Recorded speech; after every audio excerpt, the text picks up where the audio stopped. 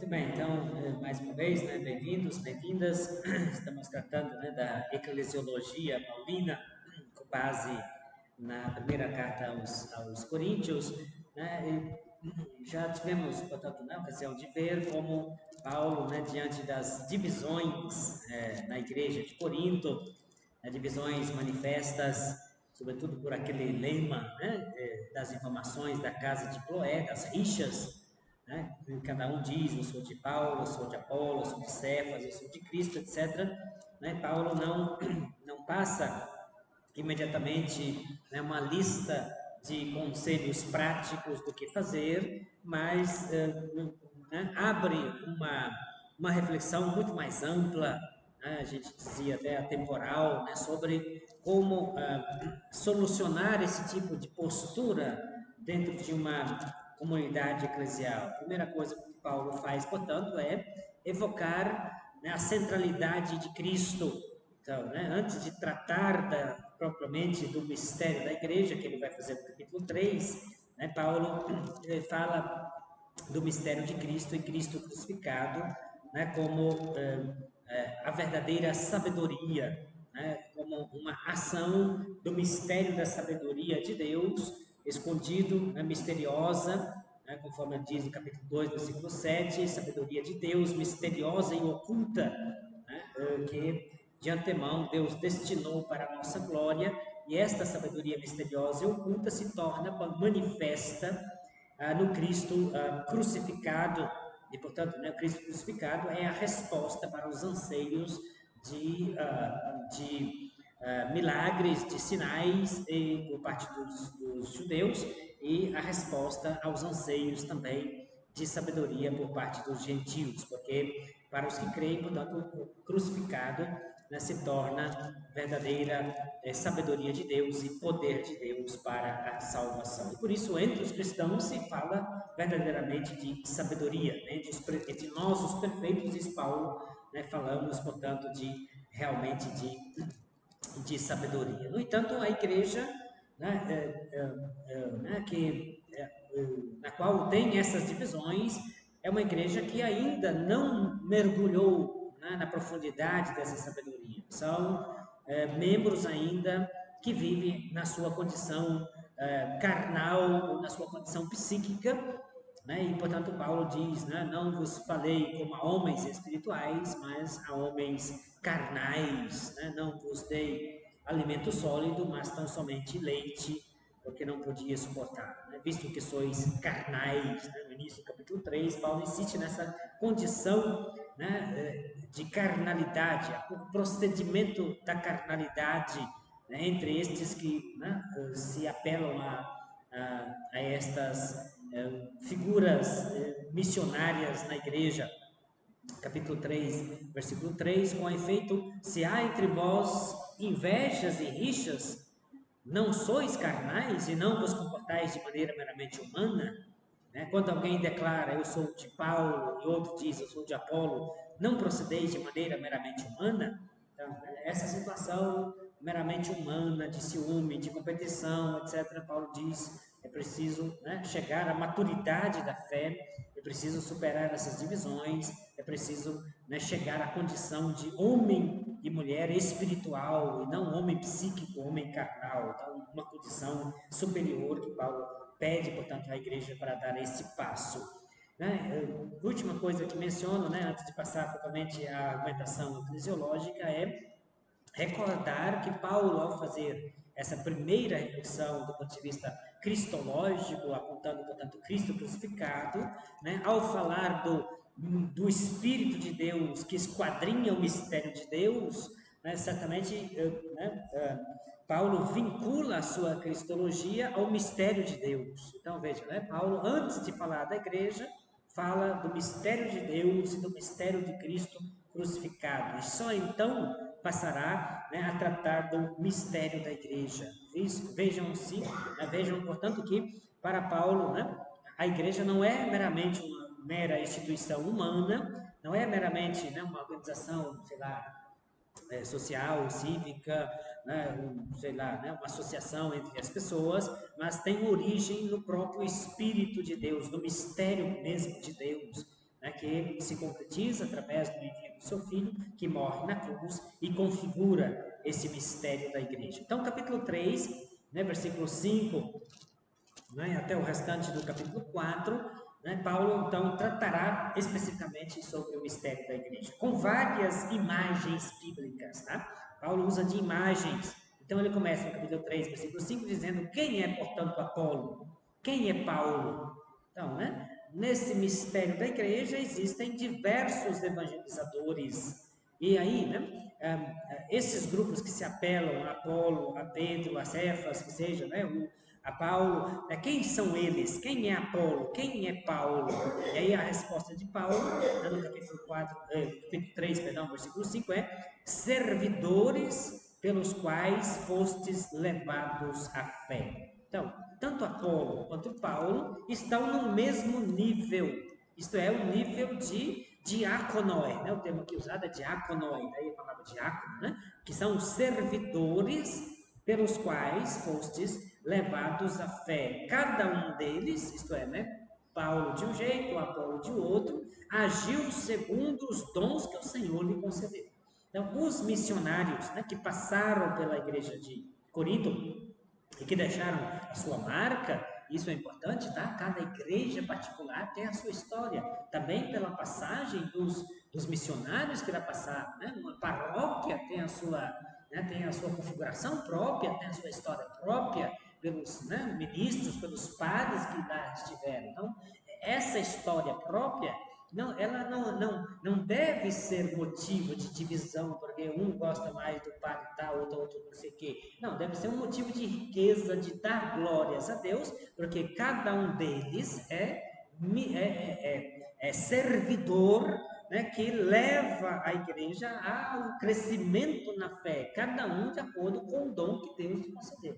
Então, a diferença entre os evangelizadores, né, diz Paulo aqui nessa reflexão, né, na colocação dos evangelizadores no mistério da igreja, a diferença entre eles não é porque um é superior ao outro, mas cada um age de acordo com os dons particulares que Deus deu para cada um. Então, cada um tem um dom particular, um jeito particular, que, né, trabalha de uma forma, edifica de uma forma, e cada um depois, né, dirá Paulo na sequência do texto aqui, cada um responderá também a Deus de acordo com os dons que recebeu para poder edificar a comunidade. Né? Então, servidores pelos quais fostes levados à fé, cada um deles agiu segundo os dons que o Senhor lhe concedeu. E aí Paulo, né, começa a fazer as distinções, e as distinções não é uma distinção para dizer que um é superior ao outro, é porque cada um, né, tem um papel distinto segundo os dons que Deus lhe concedeu. Versículo 6, capítulo 3, Paulo diz: eu plantei. Plantei por quê? Porque Paulo, né, quando se usa a metáfora, né, do campo, da plantação, da roça, né, o primeiro passo, né, é plantar, né, é chegar até plantar. Depois é que a coisa, né, vai para frente. Né? Então, Paulo diz: eu plantei porque ele é o primeiro que passou, o primeiro que chegou, o primeiro que trouxe a mensagem cristã para a grande cidade de Corinto. Eu plantei, Paulo regou. Então, regar é um processo posterior à planta. Então, né, Paulo vem na sequência, mas era Deus que fazia crescer.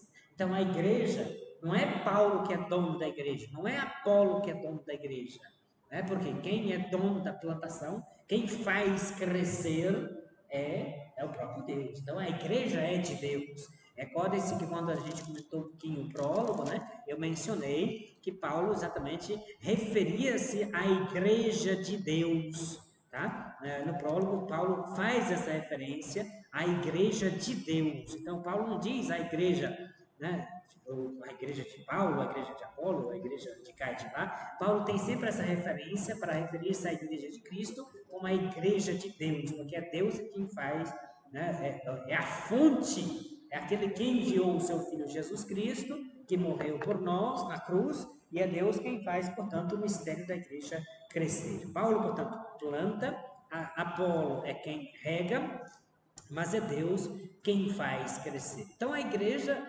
né, com o processo da evangelização, com a passagem dos evangelizadores, esta igreja está em processo de crescimento. A igreja cresce, né? E como a gente já viu, né, anteriormente, a igreja cresce de duas formas. Cresce em extensão, né, territorial, em pessoas mais que começam a acreditar, que antes não conhecia Jesus e passa a conhecer, então, né, através da evangelização. Esse é um processo que está até hoje, né? Existem milhões e milhões de pessoas que nunca ouviram falar de Jesus, né? Se a gente pensa no Extremo Oriente, se a gente pensa na China, por exemplo, né? Tem territórios onde a pessoa que nunca ouviu falar de Jesus. Então, a evangelização, né, a missão chamada, né, propriamente dita, chamada Dextra, isto é, né, para outros países, é um processo que leva a igreja a se expandir. A igreja cresce, portanto, em extensão territorial, cresce também, né, em quantidade de crentes e fiéis pela evangelização, mas a igreja também, principalmente, deve crescer continuamente internamente. Aquilo que a gente falava antes, né? Isto é, chegar à maturidade, né? Crescimento na fé. É isso que a gente faz, é dar esse passo, né, de crescimento da fé. Não basta somente ser batizado. Por quê? Né? Recordem-se que o modelo eclesial, né, o modelo de crescimento da igreja, ele é dado, sobretudo, né, do ponto de vista dos textos bíblicos, a partir dos Atos dos Apóstolos. Os apóstolos que anunciam o querigma, as pessoas acreditam, são batizadas, se associam à assembleia. Não é que cada um é batizado e depois volta para casa. Sejam batizados e voltem para casa. Não é isso, né? Se crê, né? Se ouve a mensagem, se tem um arrependimento, né? Se crê, se batiza, se associa àqueles que são crentes, portanto, né? Se começa a fazer parte daquela chamada koinonia, da comunhão eclesial, e se tem a perseverança na fração do pão, no ensino dos apóstolos, né? E na comunhão entre os demais. Então, o mistério da igreja cresce nessa medida desta koinonia, desta comunhão, né? E na perseverança na didaqué, no ensinamento apostólico. Então, existe um processo de crescimento, né? O crescimento da igreja no mundo se dá, portanto, nessas duas vertentes, seja do ponto de vista, né, como chama, geográfico, né, na medida em que a mensagem é levada para outros lugares, né, e alcançando mais gente, mas também nesse crescimento interno, e para isso, né, colaboram, né, certamente os evangelizadores. Paulo diz: eu plantei, Apolo regou, mas é Deus quem faz crescer. Assim, pois, aquele que planta, nada é, aquele que rega, nada é. Veja a humildade de Paulo, né, que se coloca como humilde servidor do mistério do crescimento da Igreja de Deus, dizendo: não, isso é nada, isto é, eu faço aquilo para o qual eu fui encarregado. Né? Na carta aos Gálatas, Paulo diz: ai de mim se eu não evangelizar. Então, é uma incumbência que ele recebeu e que ele cumpre, né, com a consciência límpida de fazer o trabalho para o qual é encarregado. Né? Certamente, embora Paulo não cite, né, mas faz a gente recordar aquilo que Jesus fala dos servos. Né? Somos, depois de terem feito tudo que vocês foram, né, ordenados, dizei: somos servos inúteis, fizemos aquilo que devíamos fazer. Então, Paulo se coloca nessa esteira, né, de uma humildade tremenda, colocando-se no mesmo nível de Apolo, porque cada um faz aquilo para o qual Deus lhe encarregou de fazer. Paulo foi chamado a ser evangelizador dos gentios, então ele por primeiro chegou a Corinto, plantou a semente, né, da fé pela pregação do Evangelho, cujo núcleo é Cristo crucificado. Apolo regou, isto é, né, favoreceu o crescimento desta semente plantada por Paulo com a sua pregação posterior. Mas, do ponto de vista do grande mistério da igreja, cujo dom é o próprio Deus, né, Paulo diz, diante dessa grandeza: eu não sou nada, assim como Apolo também nada é, mas importa tão somente Deus que dá o crescimento. Então, essa absolutização de Deus, né, na vida de Paulo, isso é muito bonito, né?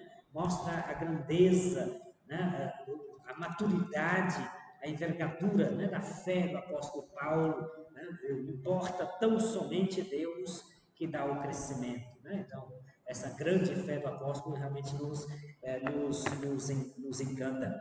O versículo 8, aquele que planta e aquele que rega são iguais entre si. Por quê? Porque um recebeu a competência, né, o encargo de plantar, o outro de regar, portanto, cada um faz com a capacidade proporcionada por Deus aquilo para o qual foi designado.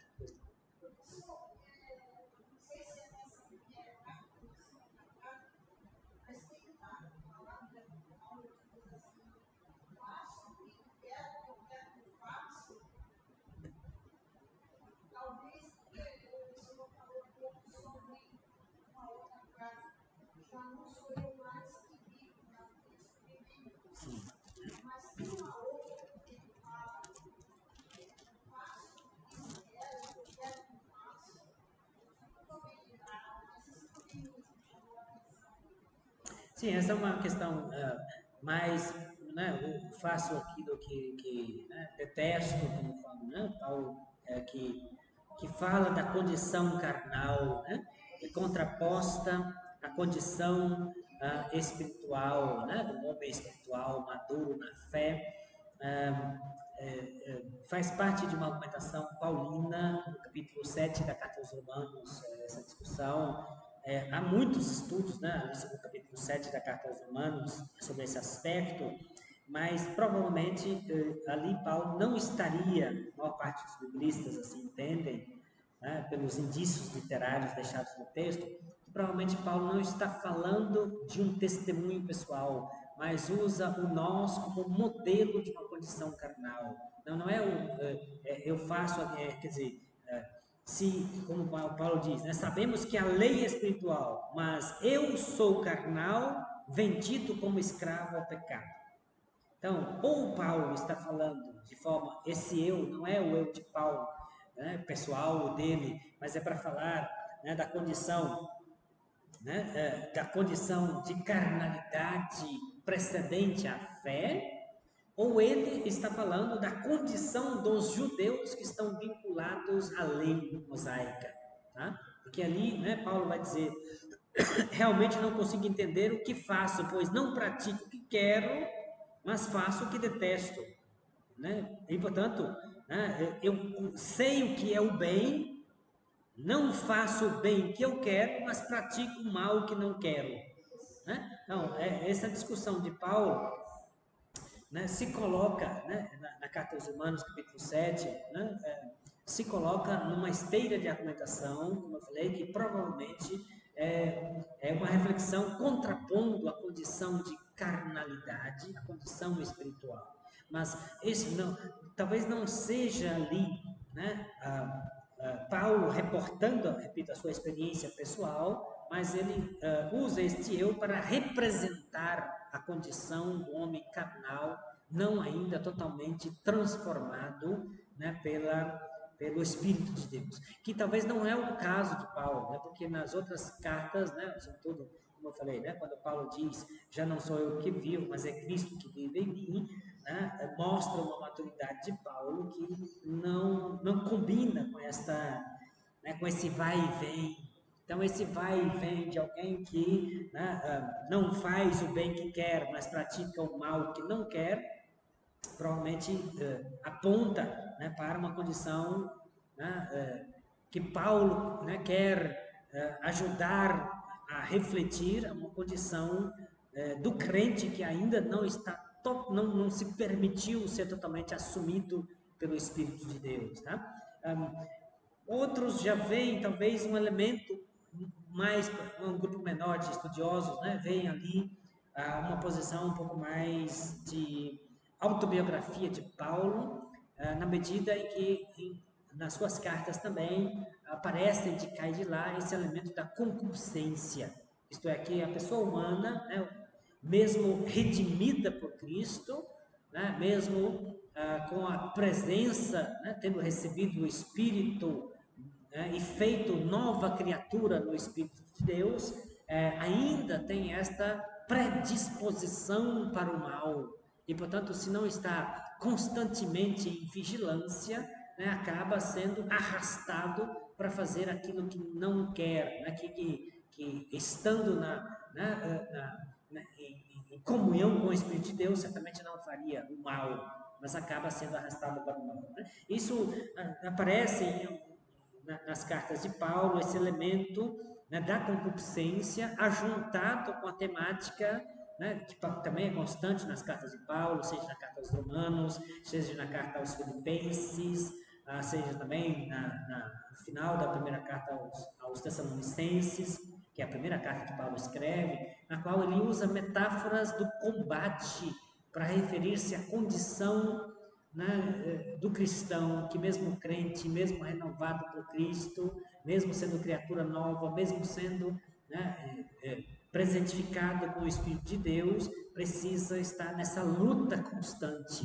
Né? Paulo, inclusive na primeira carta aos Coríntios também, aqui, né, ele vai falar que ele é como pugilista, que não dá socos ao vento, isto é, né, porque ele calcula muito bem as distâncias. Então Paulo era um homem muito disciplinado, enquanto era fariseu, praticante da lei. O fariseu, na época de Jesus, tinha uma vida completamente regrada, regradíssima, né? Desde o momento de levantar, primeiro pensamento, as primeiras palavras, as orações, os rituais específicos para vestir toda a vestimenta hebraica, né, de um fariseu, né, é acompanhado de preces, de orações, de rituais. Então, a vida de um fariseu era milimetricamente, né, digamos assim, né, organizada, precisava de uma disciplina tremenda, e precisa até hoje, né, um judeu praticante daqueles, né, chamados Hassidim, né, que a gente chama de ortodoxos,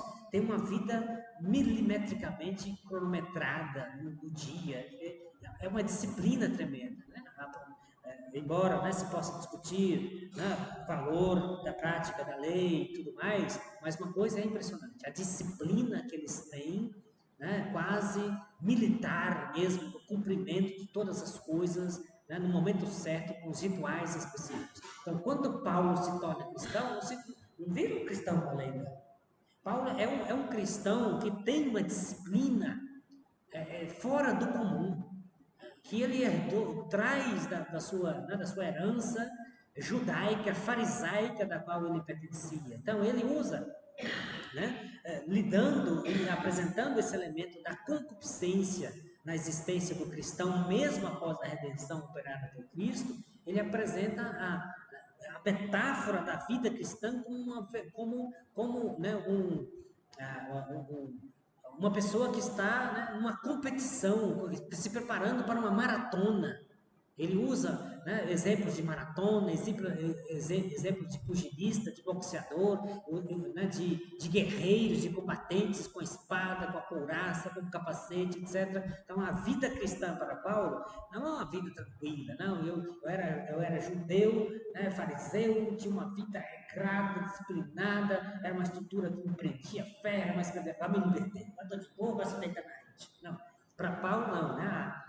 Paulo insistirá na carta aos Filipenses, dizendo, né? Trabalhai constantemente para a vossa salvação. Usa o verbo ergatsomai. Erga é obra, né? Então, atenção, quando Paulo diz, né, o que nos salva não é a prática das obras da lei, mas a fé em Jesus Cristo, não é simplesmente dizer, você acredita? Acredito. Pronto, então você está salvo, está tranquilo. Né? Como diz a sola fide, né? Somente a fé, que é um dos pontos centrais, né, da doutrina protestante. Não, Paulo também tem esses aspectos fundamentais de trabalhar para a salvação. Quer dizer, você colabora, assim como ele diz aqui, é importante manter recordado, porque me perguntaram, porque assim como Paulo diz aqui, nós somos colaboradores para o crescimento do mistério da igreja, também o crente é colaborador para a própria salvação, nessa disciplina da vida cristã, no combate à concupiscência, né? E por isso, se o cristão, né, leva uma vida assim, mais ou menos, né, sem disciplina, daqui a pouco ele começa a ser arrastado de novo para o mal, né, atraído por aquilo que não está em consonância com o Espírito de Deus e, portanto, atraído pela sua própria concupiscência e pode cair numa situação, né, pior do que a precedente. Então, veja, né? Volta então, né, a pergunta que a senhora mencionou, né, daquilo que faço o mal que não quero, né, e deixo de fazer o bem que quero, né, alguns entendem que poderia ser algum elemento também da autobiografia de Paulo, à medida em que ele sente, né, esse elemento forte da concupiscência na sua vida e que também tem pecados. Né? Paulo, portanto, não é uma pessoa impecável. Né? Portanto, quando Paulo diz, né, no capítulo 2, versículo 6 da primeira carta aos Coríntios, como a gente mencionou, entre nós, entre os perfeitos, é de verdadeira sabedoria que falamos. Portanto, a perfeição não é uma perfeição, como eu falei, né? Ontológica, de alguém que não peca mais, que está supra, né, acima da condição de pecar. Não, Paulo certamente fez a experiência, né, que todo batizado faz de ser santo e pecador, né, de ter, né, a experiência de recaídas, etc. Né? Alguns querem levantar em questão, né, o que ele diz da carta aos Gálatas, né, do espinho na carne, etc. Né? Se discute o que seria esse espinho na carne, alguns acham que seria algum pecado, né, que o atrai, que ele recai nesse pecado de novo, etc. Né? Alguns tentando levantar, inclusive, questões, né, sexuais e tendências, sei lá, de natureza, mas o texto não fala absolutamente nada a respeito disso, né? Mas ele menciona esse espinho na carne, né? Que é uma luta constante para ele não, que ele considera como quase como uma graça divina, para que ele não se chegue, para que ele não chegue a vangloriar-se de uma condição de perfeição absoluta que é totalmente inatingível pelo pecado, né? Quer dizer, a condição humana é uma condição susceptível ao pecado, né? E a concupiscência está estabelecida nas cartas paulinas. Então, é possível que naquele texto, né, de Romanos capítulo 7, né, no qual estamos fazendo esse parênteses, seja né, uma modalidade linguística pela qual Paulo diz, eu, né, não faço isso, mas seria o eu, né, não o eu pessoal dele, mas reportando, né, um eu judaico, porque ali, né, se começa a mencionar a discussão sobre esse eu que faz o mal que não quer, começa exatamente, né, com a temática da lei. Sabemos que a lei é espiritual, mas eu sou carnal, vendido como escravo ao pecado. Então, né, aquele texto começa exatamente com essa questão da lei que é espiritual e que, né, o judeu, que é o seguidor da lei, é carnal. Portanto, Paulo está falando de si após o seu encontro com Jesus Cristo ou está falando da condição judaica antes de conhecer a Cristo? Essa que é a questão debatida, né, discutida entre os intérpretes, que não é bem claro o texto.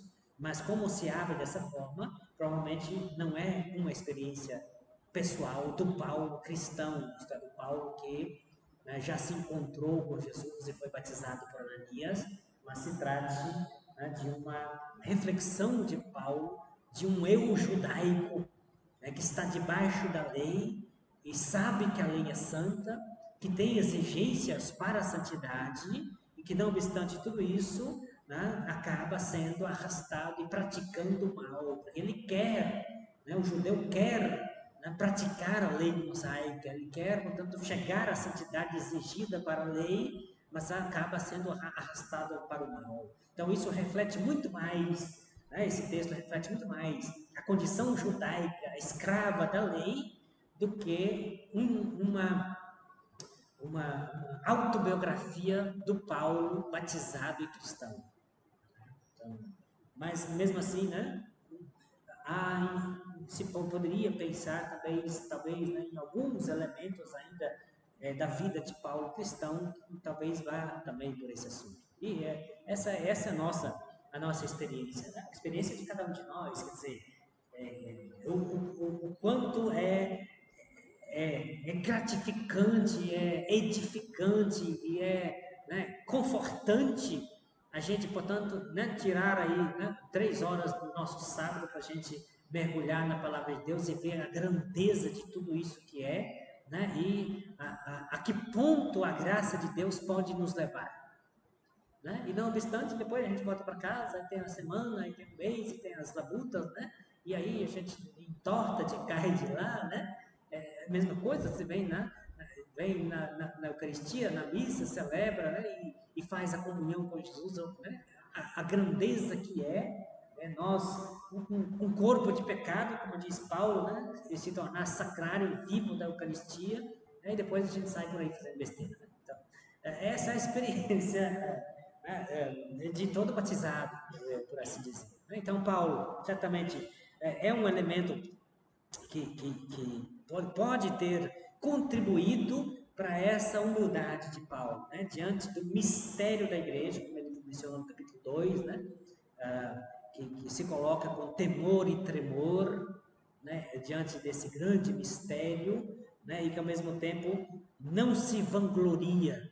Né? E aqui no capítulo 3, como a gente está vendo, né? Ele se apresenta junto com outros que passaram evangelizando a igreja de Corinto, se coloca como um simples servidor da igreja, pelo trabalho que ele faz, cada um contribuindo, né, com o dom que recebeu. Portanto, Paulo nada é, Apolo nada é, tão somente, né, servidores do mistério da igreja de Deus, importa tão somente Deus, né, que dá o crescimento da igreja. Aquele que planta e aquele que rega são iguais entre si, mas cada um receberá seu próprio salário segundo a medida de seu trabalho. Claro, cada um, né, tem um dom particular e cada um será recompensado segundo o seu trabalho. Nós somos, versículo 9, cooperadores de Deus e vós sois a seara de Deus. Né? Cooperadores. Né? Cooperadores é uma palavra muito importante, né? Que trabalha junto, né? O termo grego é sinergoi, erga, trabalho, sim, né? Com, trabalhar com, né? Então, Paulo, né, sabe da grandeza, né, do apóstolo, dele, da sua condição de apóstolo, e também dos demais, né? Nós somos, ele e Apolo, estão vendo, né? Que ele, como eu falei, ele tinha todos os motivos para ter ciúme de Apolo, que era um grande orador, mas não faz, se coloca no mesmo nível de Apolo. Nós somos colaboradores, né? Cooperadores de Deus, e vós sois a seara de Deus. Seara quer dizer campo, né? A plantação, a roça, né? Como a gente diz aqui no Goiás, né? A roça de Deus. Então, nós colaboramos porque a roça não pertence ao plantador, ao regador, mas a roça pertence a Deus. Então, a igreja é de propriedade divina, não é daquele grupinho que diz, né? Eu sou de Apolo, né? Porque ele é um grande orador, ou do outro grupo que diz, não, eu sou de Paulo, porque Paulo foi o primeiro que aqui passou. Outro grupo, não, eu sou de Cefas, né? A igreja é nossa, nós somos, né, os responsáveis da igreja, porque nós somos de Cefas, Cefas é Pedro, né? Pedro, o apóstolo Pedro, e portanto, né, evangelizadores que vieram de Jerusalém, né, enviados por Pedro, passaram aqui, deixou a sua marca, e portanto nós nos vinculamos ao apóstolo Pedro. Não, Paulo diz, olha, a igreja não é desse grupo, nem daquele, nem daquele outro. A igreja é de Deus, é campo de Deus. Né? E vós sois a seara de Deus. Todos os batizados são esta seara de Deus, né? Essa plantação de Deus. E sois também um edifício de Deus. Edifício, aí Paulo já começa uma outra imagem. Então, a primeira imagem da igreja é de campo, de seara, de roça, de plantação. Né? A segunda imagem é a imagem de edifício. Edifício é construção, é de casa. Né? Oikodomé. Oikos em grego é casa. Então é uma construção, uma casa construída. Tá? Então, nessa metáfora da igreja como uma casa sendo construída, Paulo vai, né, nessa metáfora, falar sobre os evangelizadores. E aí Paulo se apresenta de novo como sendo o primeiro, no capítulo 3, versículo 10, segundo a graça que Deus me deu, como bom arquiteto, lancei o fundamento. Literalmente não é bom arquiteto, mas é o sábio arquiteto. Arquiteto, né, é o que, portanto, né, que dirige, né, a construção, né, que lança o fundamento, que vai lá e organiza. Então, o início da construção é estabelecido pelo arquiteto. Então, Paulo diz: eu sou o sábio arquiteto que lancei o fundamento, outro constrói por cima. Por quê? Porque ele foi o primeiro a passar e a trazer a mensagem da salvação na cidade de Corinto. Mas cada um veja como constrói. Então, os outros construtores, outros pedreiros, para continuar nessa imagem da construção da igreja como casa, né? Cada um veja como constrói. Quanto ao fundamento, ninguém pode colocar outro diverso do que foi posto Jesus Cristo. Paulo não é o fundamento da igreja. Embora sendo o primeiro, embora sendo o sábio arquiteto, ele não diz que ele é o fundamento desta igreja. O fundamento da igreja é Jesus Cristo. Ninguém pode colocar outro fundamento diverso, diferente do que foi posto, isto é, Jesus Cristo. Então, o fundamento, né, a pedra de base, o alicerce é Jesus Cristo. E é importante a gente pensar que, né, sobretudo na Palestina, na época de Paulo, as casas em geral eram construídas em cima da rocha. Hoje, né, a gente aqui tem poucas pedras, né? Em Israel, grande parte do país é muito pedregoso, então normalmente se usa aquelas lajes grandes e se usa como alicerce da casa, né? Porque não tinha costume de fazer, como é que chama isso que bota no chão? Piso, né? Cerâmica, essas coisas, né? Não se usava isso em geral. Então, o chão, né? Era o piso da casa, em geral, né? Se escolhia uma laje grande, rochosa, e ali, né? Sobretudo numa montanha, escavava um pedaço da rocha, aquelas rochas mais porosas, e se fazia em cima da rocha. Então, Paulo diz, né, que esta construção, que é a igreja, o alicerce, né? E, portanto, né, a base, o chão, etc., né, a estrutura de que firma tudo é Cristo e ninguém pode pôr outro diferente. Então, né, a base, o alicerce, o fundamento da igreja é Cristo Jesus. E por isso aqueles que edificam as paredes e faz crescer a casa são meros, né, trabalhadores. Né, e por isso não precisam se vangloriar, pretender, né, uma posição de fundamento. Provavelmente esses grupos que diziam eu sou de Apolo, sou de Paulo, sou de Cefas, etc., pretendiam uma superioridade também com base a essa ideia de fundamento. Isto é, né, o que diz eu sou de Paulo, ele diz não, né?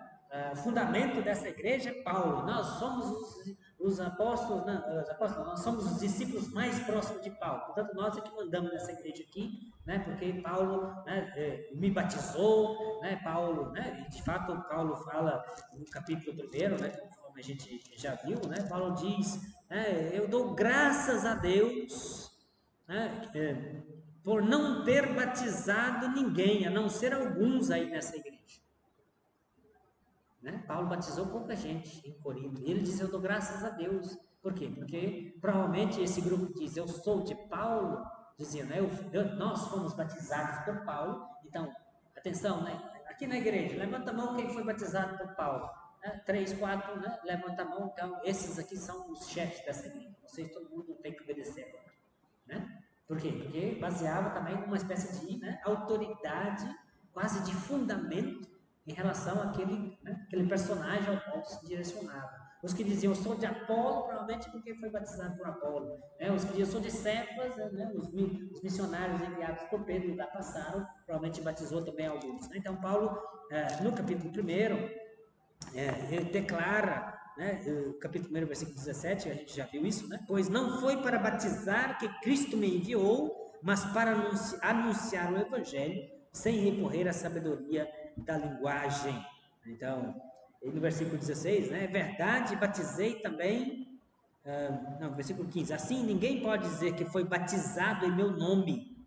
É verdade, batizei também a família de Estéfanas, quanto ao mais, não me recordo de ter batizado algum outro de vós. Então, né, provavelmente esses grupos, né, se vinculavam também, né, a esses personagens que passaram pela igreja de Corinto, porque foram batizados por este ou por aquele. Então, Paulo, nesta imagem, né, da igreja como construção, diz, olha, não são os batizadores que são fundamentos da igreja, mas o fundamento é o próprio Jesus Cristo. Se alguém sobre esse fundamento constrói com ouro, prata, pedras preciosas, madeira, feno ou palha, a obra de cada um será posta em evidência. Então, né, no dia de nosso Senhor Jesus Cristo, né, o dia da parousia, diz Paulo, o dia torná-la conhecida, pois ele se manifestará pelo fogo e o fogo provará o que vale, né, a obra de cada um. Né? Então, essa ideia de que o trabalho evangelizador, né, terá a sua recompensa segundo a obra de cada um. Se for uma obra boa, se for uma evangelização, né, coerente, que ajudou a crescer, né, e que respeitou o mistério da igreja, né, receberá a grande recompensa. Agora, se plantou com feno, com palha, isto é, né, tentando, digamos, né, se colocar como o personagem principal, né, o evangelizador, não é a figura central da evangelização. A figura central da evangelização é o próprio Jesus Cristo. Então, o evangelizador precisa manter a sua humildade, porque ele é o dedo que aponta para Cristo, né, e não e nada mais do que isso. Né, não é, ninguém deve ir na igreja, né, por conta desse ou daquele, né, que lá está na frente. Tá? Quer dizer, as pessoas humanas podem ter mais ou menos simpatia com um e o outro. Isso é comum, né? Quer dizer, é normal, né, que você tenha mais simpatia com um que com o próprio Jesus, né? É natural isso. Jesus tinha, né, o chamado discípulo amado, né, que encostava a cabeça no peito de Jesus, conforme está no Evangelho de João, capítulo 12. Então é natural que, né, que haja, né, Jesus, no grupo dos 12 apóstolos, tinha três, né, que era muito mais próximo a ele, né, Pedro, Tiago e João, né, que são os três que testemunharam, eventos, milagres, que só os três foram chamados, né? Somente os três testemunharam a ressurreição da filha de Lázaro, somente os três testemunharam a transfiguração de Jesus. Então, no grupo dos 12, Jesus tinha simpatia com o grupo, né, de três. Né? Então, isso é natural, tá? As simpatias humanas, né, é natural que aconteça, mas isso não deve impedir, né, ou atrapalhar, ou bloquear, né, a nossa consciência de que estamos diante de algo muito maior, que é o mistério da Igreja de Deus, na qual nós pertencemos. Né? Digo isso porque, né, quando há transferência de padre na igreja, normalmente acontece algum isso, né? E uns que ficam com raiva do bispo, né? Ou então deixa de ir na igreja, porque, né, você não vai na igreja por causa do padre, né? Você vai por causa de exato, né? Começa a participar para onde o padre veio, né? Quer dizer, não, você faz parte de uma eclesia, de uma igreja, e o mistério da igreja, né, o centro do mistério da igreja está aqui sobre o altar, a Eucaristia, né, e não é os ministros, cada um, né, traz a sua contribuição, também com seus limites, é claro, né? E os cristãos, né, precisam ter essa consciência amadurecida, né, de que fazemos parte do mistério da igreja e não estamos seguindo, não somos seguidores deste ou daquele, mas de Jesus Cristo. Né? Então, essa é a mensagem importante que Paulo deixa na sua argumentação. Né? Então, o capítulo 3, né, termina com Paulo dizendo, né, que ninguém, capítulo 3, versículo 21, né, ninguém procure nos homens motivo de orgulho. Não é nos pregadores, não vai se orgulhar. Eu me orgulho porque eu fui batizado por Paulo, eu me orgulho porque eu, né, fui batizado por Pedro ou por Apolo. Não, Paulo, né, capítulo 3, versículo 21, ninguém procure nos homens motivo de orgulho, pois tudo pertence a vós, porque Deus deu o mistério da igreja aos crentes, tá? E, inclusive os trabalhadores que colaboram na edificação desta igreja são dados por Deus para a edificação dos crentes. Portanto, Paulo diz: tudo pertence a vós. Paulo, Apolo, Cefas, o mundo, a vida, a morte, as coisas presentes e futuras, tudo é vosso, mas vós sois de Cristo e Cristo é de Deus. Pronto, né? E aí Paulo conclui belamente, né, de forma extraordinária. Fazemos parte, né, tudo Deus nos deu para que, através, né, do seu Filho Jesus Cristo, com o dom do Espírito, fizéssemos parte da igreja, e na igreja existem os evangelizadores, chamados por Deus para nos ajudar a crescer na fé, né, e nós pertencemos a Cristo, e Cristo é de Deus, e portanto a gente pertence a Deus, no grande mistério de Deus. Então, né, Paulo conclui essa sua argumentação, né, tipicamente aqui, né, sobre essa divisão, sou de Apolo, sou de Paulo, etc. No capítulo 4, né, Paulo ainda protrai, né, avança um pouquinho em duas outras imagens a respeito dos evangelizadores. A primeira delas, no capítulo 4, versículo 1, dizendo, portanto, considerem-nos os homens como servidores de Cristo e administradores dos mistérios de Deus. Né? Considerem a nós, os missionários, né? Como servidores e como administradores dos mistérios de Deus. Aqui, servidores, né, diferente do que está lá no capítulo 3, versículo 5, onde a minha Bíblia também usa o termo servidores, lá era diaconoi, né, no capítulo 3, versículo 5, aqui no capítulo 4, versículo 1, remadores da palavra, tá? Literalmente, é um outro verbo, né, outro substantivo, perdão, que Paulo usa, hiperetai, significa remadores da palavra. Né? Os evangelizadores são remadores da palavra. E essa imagem de remadores da palavra, né, onde a sua Bíblia, no capítulo 4, versículo 1, diz servidores, literalmente é remadores da palavra. Paulo usa essa imagem por quê? Porque no mundo antigo, né, os navios, as embarcações eram sempre movimentadas por remos, remadas por pessoas, sobretudo pelos escravos. O motor é invenção recente, né? Na antiguidade tudo era feito manualmente. Então, eram os escravos, né? Na época de Paulo, quem eram os remadores dos barcos, dos navios, das embarcações. Então, quando Paulo diz, no capítulo 4, versículo 1, né? Considerem-nos os homens como remadores da palavra, Paulo está se considerando como um doulos, como um escravo da antiguidade, né, que leva algo precioso. Né? As embarcações levavam os tesouros, as coisas, né? As produções, as mercadorias, né? Para poder vender, para trocar, etc. Né? Então, os escravos eram considerados como, né? São meramente remadores para fazer a mercadoria de valor chegar. Então, Paulo se apresenta nessa imagem que é bonita, né, de remador da palavra, porque a palavra, a mercadoria que está sendo levada é a palavra da salvação, a mensagem da salvação, cujo lucro é Jesus Cristo, né, crucificado. Então, considerem-nos os homens, literalmente, como remadores, né, de Cristo. A gente leva Cristo. Paulo tem consciência, né, que ele, como evangelizador, ele leva Cristo pela palavra, leva o ressuscitado, né, de Cristo. E administradores dos mistérios de Deus. Administrador é o termo econômico, né? O economoi em grego, tá? Onde traduz aqui administradores. O econômico faz o quê? O econômico não é o dono do dinheiro, né? É aquele que né, administra, né, mas que tem que prestar conta de tudo aquilo que ele faz.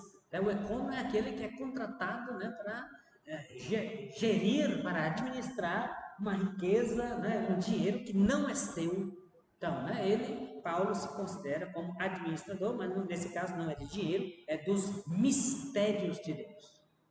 Tá? Por quê? E qual é o mistério? Ele já falou lá no capítulo 2 precedente, no capítulo 2, versículo 7, né, desta sabedoria de Deus misteriosa e oculta que Deus de antemão destinou para a nossa glória. Então existe uma sabedoria mistérica e oculta, né, que Deus agora revelou, né, aos seus apóstolos, e que esses apóstolos são administradores desses mistérios, o mistério da salvação. Ora, no versículo 2, capítulo 4, versículo 2, o que se requer dos administradores é que cada um seja fiel. Então, a fidelidade ao trabalho que Deus, portanto, lhe confiou, né, e, portanto, né, faz aquilo que deve fazer. De novo, no versículo 6, né, Paulo recorda a figura de Apolo. Nisso tudo, irmãos, eu me tomei como exemplo juntamente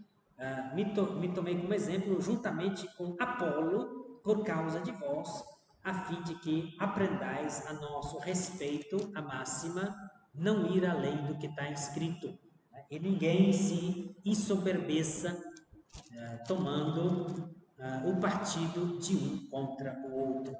Então, a pretensão de superioridade, de querer né, ser mais importante do que o outro, de fazer grupinhos e panelinhas, né, na igreja, é uma manifestação da soberba.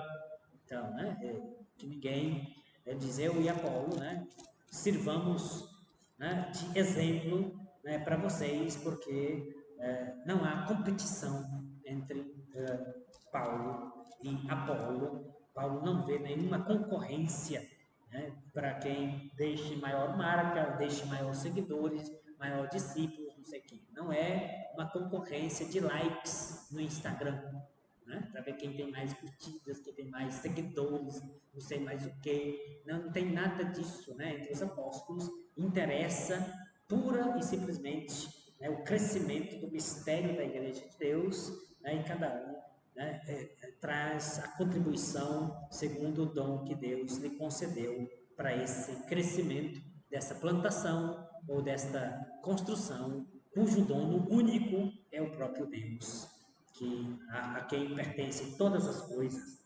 Então, isso é importante na documentação de Paulo. Tá? No final do capítulo 4, vou pulando um pouquinho ali, né? Mas no final do capítulo 4, e Paulo faz a argumentação bastante irônica, né? Capítulo 4, versículo 10: somos loucos por causa de Cristo, vós, porém, os prudentes em Cristo. Somos fracos, vós, porém, os fortes. Né? Vós sois bem considerados e nós, porém, desprezados. Né? Quase uma argumentação irônica de Paulo, que termina com essas admoestações, né? A partir do versículo 14.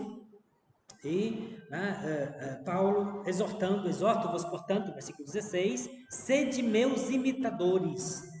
Foi em vista disso que vos enviei Timóteo, meu filho amado e fiel no Senhor. Ele vos recordará minhas normas de vida em Cristo Jesus, tais como as ensino em toda parte, em todas as igrejas. Então, aqui, né, certamente, Timóteo está, né, levando, portanto, né, as normas de vida em Cristo Jesus, né, as normas que Paulo envia a esses irmãos, portanto, aí, né, da igreja de Corinto.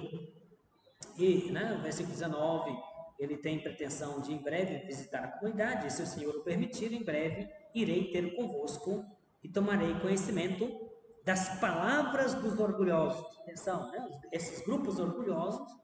Paulo diz: espero ir em breve ter convosco, tomarei conhecimento das palavras dos orgulhosos, né? Não das palavras dos orgulhosos, mas do seu poder, pois o reino de Deus não consiste em palavras, mas em poder. E o versículo 21, Paulo que se apresenta, né, como, né, um pai educador, né, conforme a tradição judaica, que corrige com a vara. Que preferis? Que eu vos visite com a vara ou com amor e espírito de mansidão?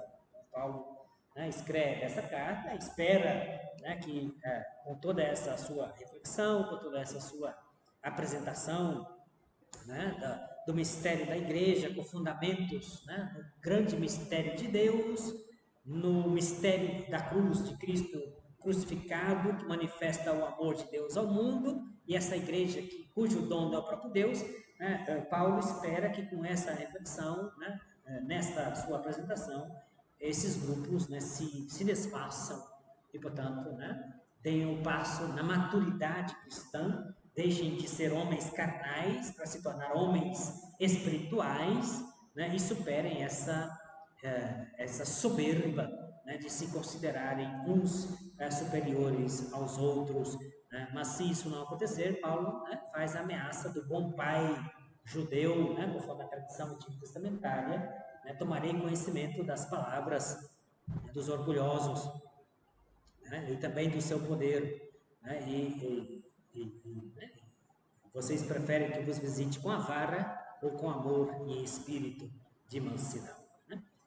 Então, né, uma belíssima, né, estão vendo, né, como que Paulo procede, né, é importante a gente compreender isso, né, repito, diante das divisões, né, desses grupinhos, dessas panelinhas, Paulo não simplesmente, né, se comporta com uma lista do que fazer, né, de coisas práticas, sei lá, mas é alguém que realmente aproveita esta ocasião, né, desses limites, dessas dificuldades desta igreja local, para fazer, né, uma grande reflexão sobre o mistério, né, escondido no amor de Deus que se manifesta em Jesus Cristo, que morrendo na cruz estabelece como fundamento a igreja, da qual todos fazem parte, e os evangelizadores, a começar com Paulo, né, são servidores, são diáconos, são colaboradores de Deus, são remadores da palavra, são administradores dos mistérios de Deus, porque toda a igreja pertence, né, ao próprio Deus. Veja, né, que grandeza do pensamento paulino, né, que vai além da circunstância, além, né, o seu pensamento, portanto, né, parte da realidade, mas traz uma resposta, né, que não é uma lista não é puxões de orelha, né, de que fazer praticamente, mas aproveita a ocasião para fazer esse belo ensinamento, né, que é atemporal, né, e que serve para nós hoje, serve para a igreja em qualquer tempo, né, inclusive para os dias de hoje. Né? A igreja é feita de humanos, né, de pessoas humanas, é feita não de anjos, né?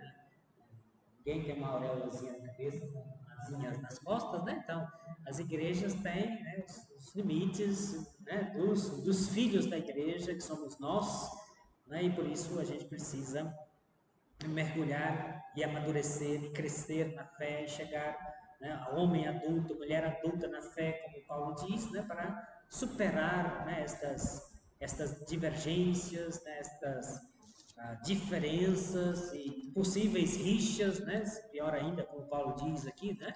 Me informaram da casa de Cloé que existem rixas entre vós. Né? Aí a situação realmente já é bastante grave, né? E que mostra uma imaturidade dos crentes. Né? Os cristãos maduros que dão estes passos segundo a indicação de Paulo certamente poderão muito facilmente, né, superar estas divisões, essas soberbas humanas, né?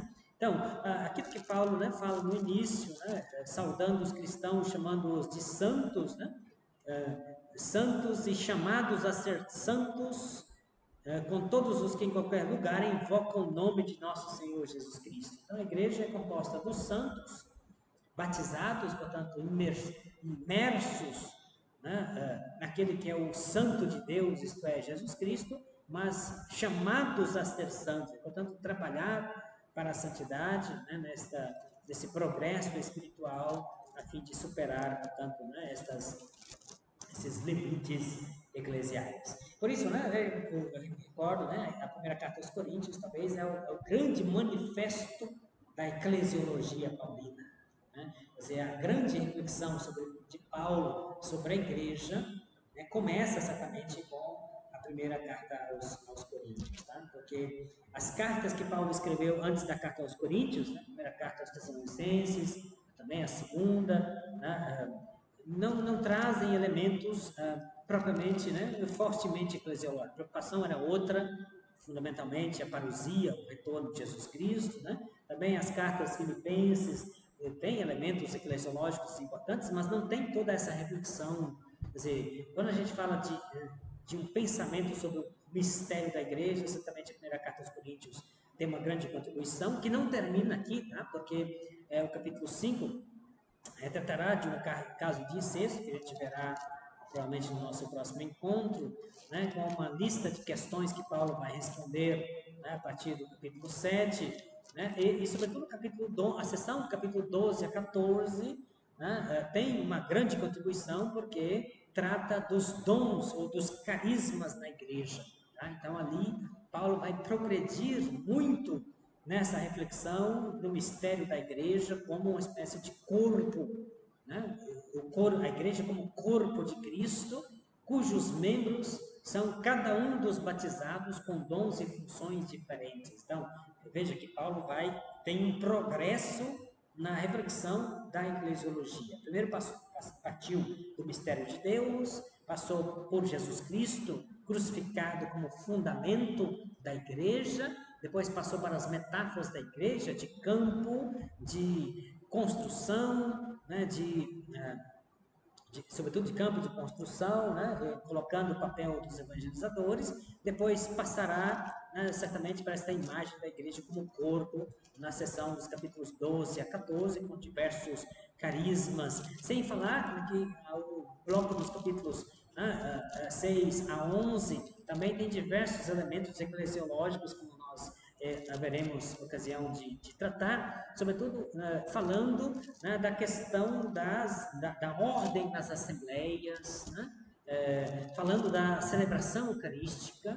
né, Paulo vai reportar uma tradição da ceia do Senhor que ele recebeu e que transmite. Então, né, sobretudo no capítulo 11, portanto, tratando da ceia do Senhor, Paulo vai, né, fundamentar também a sua eclesiologia no mistério da Eucaristia. Então, não tem igreja sem Eucaristia, né? Como a carta do Papa João Paulo II, né? Eclésia de Eucaristia. A igreja nasce da Eucaristia celebrada por Cristo, né? E a igreja faz a Eucaristia na medida em que os seus ministros consagra o pão e o vinho. Por isso, né? A primeira carta aos Coríntios é um grande manifesto eclesiológico paulino, né? E certamente, né, sobretudo das cartas chamadas autênticas de Paulo. Tá? As cartas deuteropaulinas, que serão as cartas a Efésios e Colossenses, né, vão aprofundar ainda mais sobre o mistério da igreja, né, fazendo uma distinção entre a igreja como corpo de Cristo e Cristo ressuscitado como cabeça da igreja. Nas cartas Efésios e Colossenses. E se nessas cartas aqui, né, as protopaulinas, Colossenses, Filipenses, né, em Romanos, etc., que Paulo escreve, Paulo está muito preocupado talvez com a igreja local, né? As cartas deuteropaulinas, Efésios e Colossenses, vão tratar da igreja universal, porque lá não vai tratar de problemas concretos propriamente de uma igreja, mas vai tratar da constituição da igreja a partir do homem novo estabelecido pela redenção de Jesus Cristo. Então, a gente vai ter, né, uma reflexão eclesiológica, quer dizer, a concepção de igrejas a partir da Escritura, né, é uma grandeza tremenda que brota do bloco das cartas do Novo Testamento. É muito belo, né? Por isso a igreja é um mistério desse corpo cuja cabeça é Cristo e nós todos batizados somos membros, né, com os limites e pecados que nós temos, mas numa igreja pela qual Cristo morreu, né, e por ela deu, portanto, a sua vida para torná-la una santa, né, pura, sem mancha.